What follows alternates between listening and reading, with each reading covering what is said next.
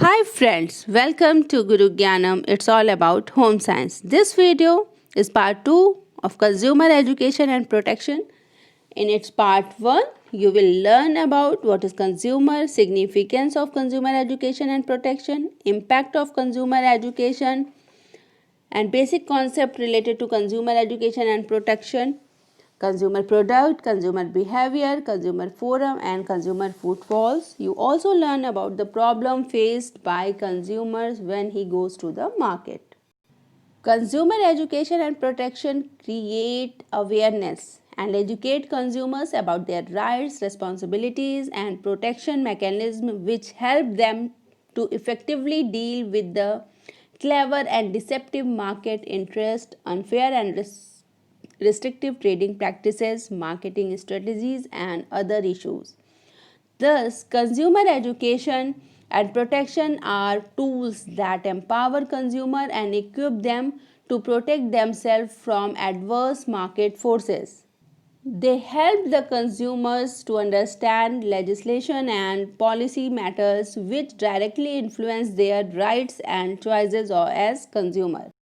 So, after watching this video, you will be able to learn about the concept related to consumer education and protection, standard marks, analyze the knowledge and skills needed for career in this field, and understand the scope and career options,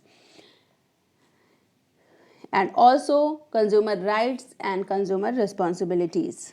So, let's begin with the standard mark. What is a standard mark? The standardization mark also refers as S mark or SM, a mandatory mark of quality on all locally manufactured goods complying with the relevant standard. As products have to conform to certain minimum criteria of quality, weight, price, and other specifications, standardization is a prime requisite for all attaining quality. Keeping the interest of the consumer in mind, the government has introduced certain certification schemes under which standardization marks are provided to various products. Clear? So, consumer must purchase products with standardization mark to ensure the quality, purity of the product.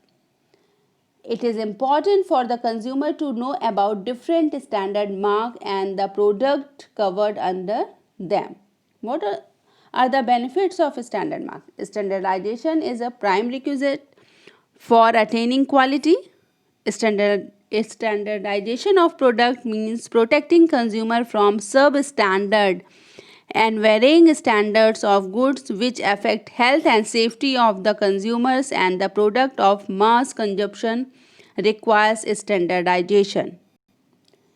Here you can see different type of standard mark in this picture, which I will explain you in this video.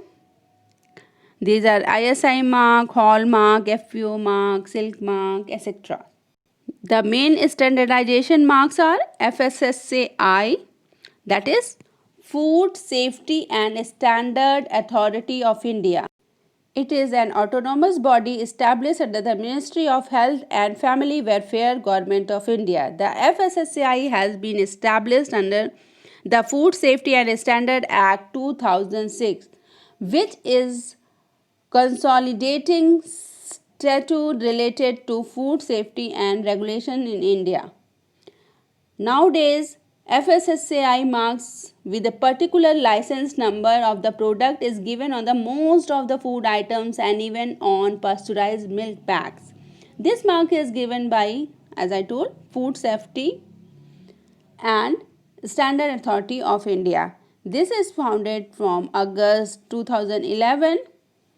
The sector of this is Food Safety and Jurisdiction India. Its headquarters in New Delhi and parent agency is Ministry of Health and Family Welfare, Government of India. Next standard mark is ISI, Indian Standard Institute. Firstly it was, now it is as Bureau of Indian Standard, formerly Indian Standard Institute, as I told. And the product category is all industrial products come in this category. Expansion Indian Standard Institutes provide this mark, and legal status mandatory for 90 products, advisory for other products also. It is effective from since 1955 and its effective reason in India. The mark is both mandatory and voluntary. Just remember, this mark is mandatory and voluntary.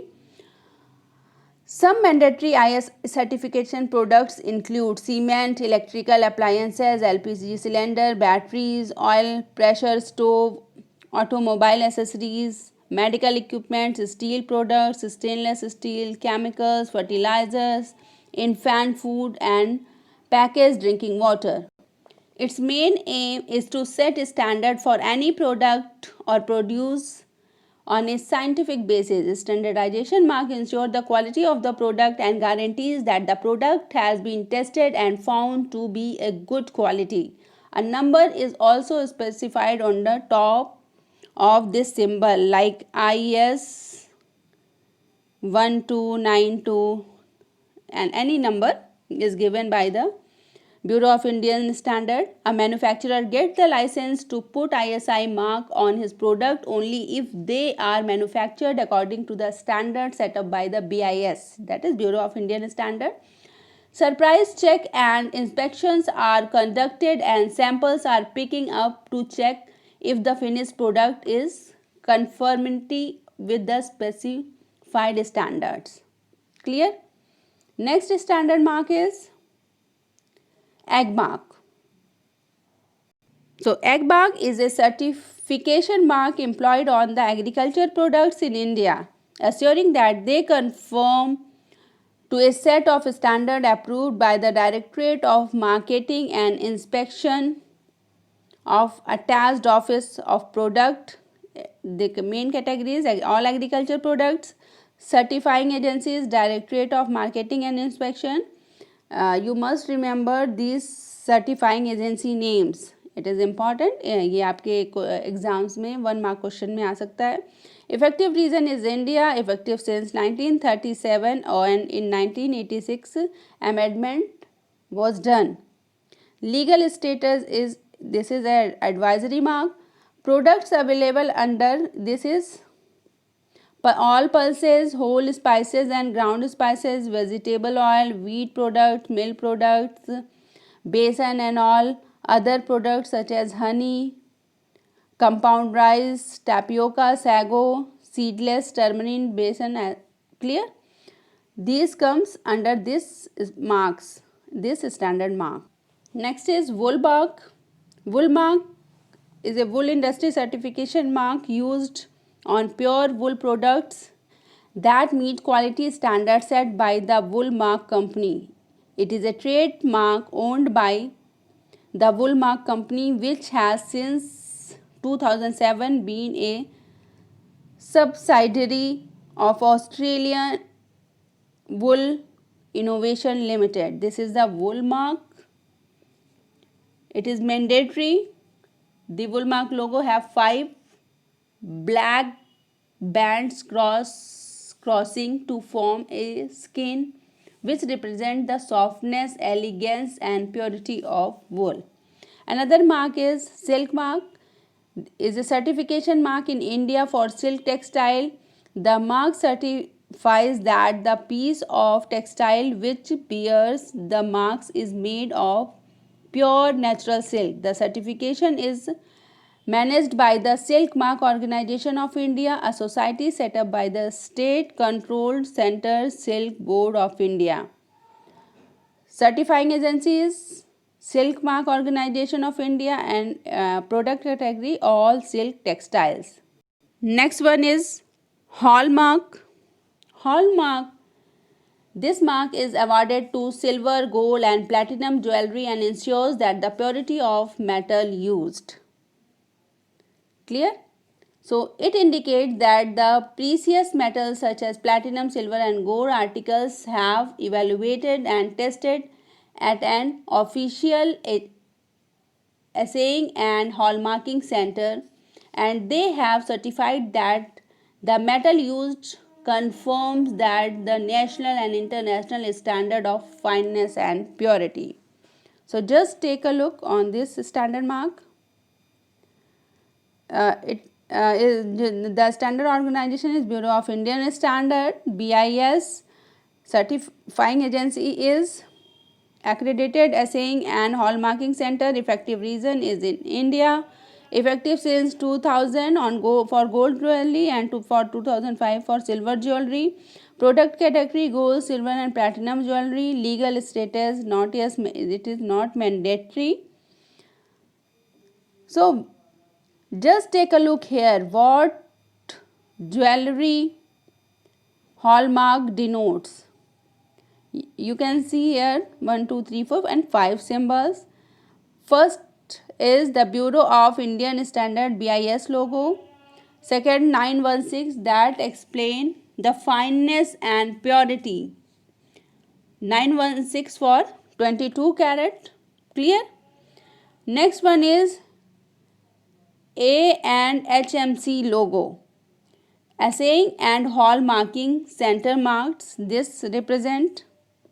And next is code letter of year of marking. This is code letter. And next one is jewelers, name of the jewelers. Like if here J mention, jewelers logo, if T mention, then Tanishq logo. Clear? So these are 5 symbols, 5 logo जो एक hallmark का part है और एक gold jewellery पर marked होता है. Next one is eco mark. Eco mark is a certification mark issued by the Bureau of Indian Standard to products conforming to the set of standard aim at least impact of the ecosystem on the ecosystem. The marking scheme was started in 1991. Certifying agency is BIS, Bureau of Indian Standard, effective from 1991. Effective region is India and legal status that it is advisory mark. Clear? One more standard mark is FPO mark.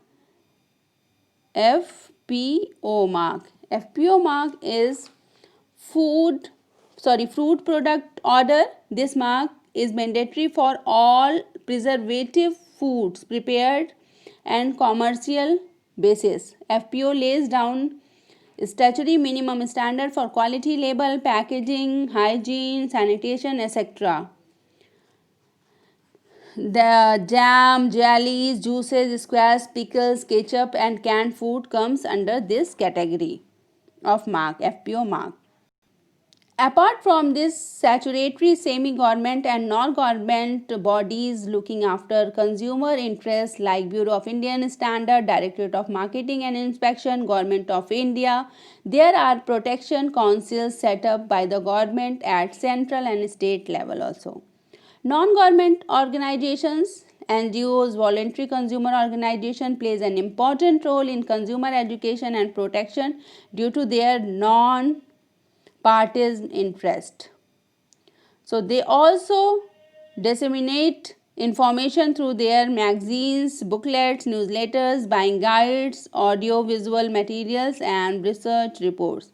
Many consumer organizations are engaged in comparative testing of products, creating consumer awareness about harmful and unsafe products recall, disseminating information about new legislative provision for consumers, legal advice and advocacy, handling consumer grievances and complaints and acting as vigilance group.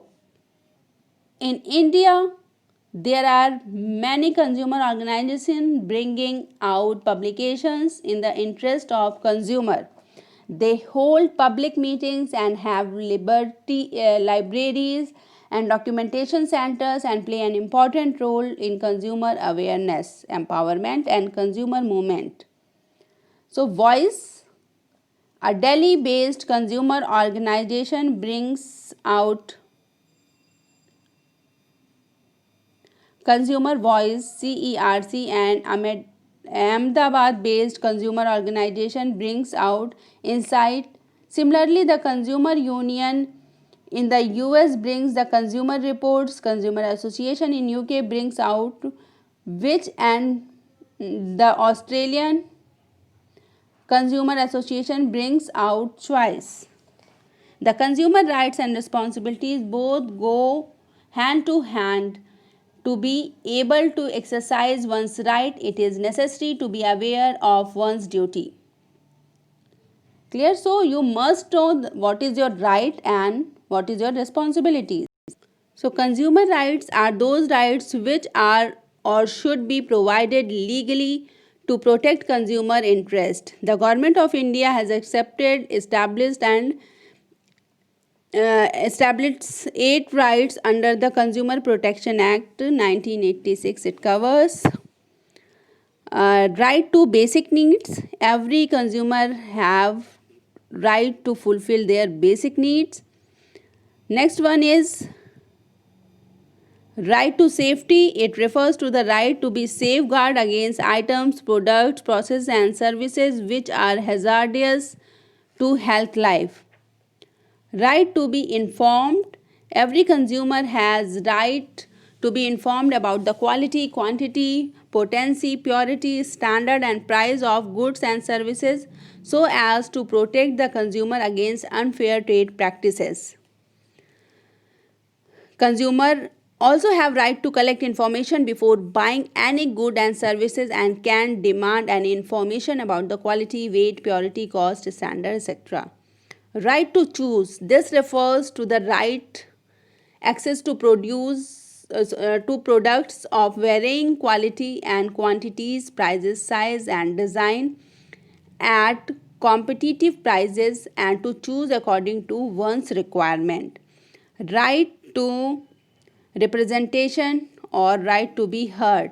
The consumer has right to be bring to the manufacturer or sellers a notice if defect is found in the goods purchased by him. If they don't pay attention to the consumer's complaint, they can approach concerned authorities or consumer forum to protect their interest. Right to redress. Consumer have the right to seek redressal against unfair trade practices or exploitation. This includes the right to fair settlement of genuine grievances. Right to consumer education. Every consumer has right to acquire knowledge and skill to be as an informed consumer for making wise decisions while purchasing goods or hiring services. And right to healthy environment. Every consumer have right to live in a healthy environment.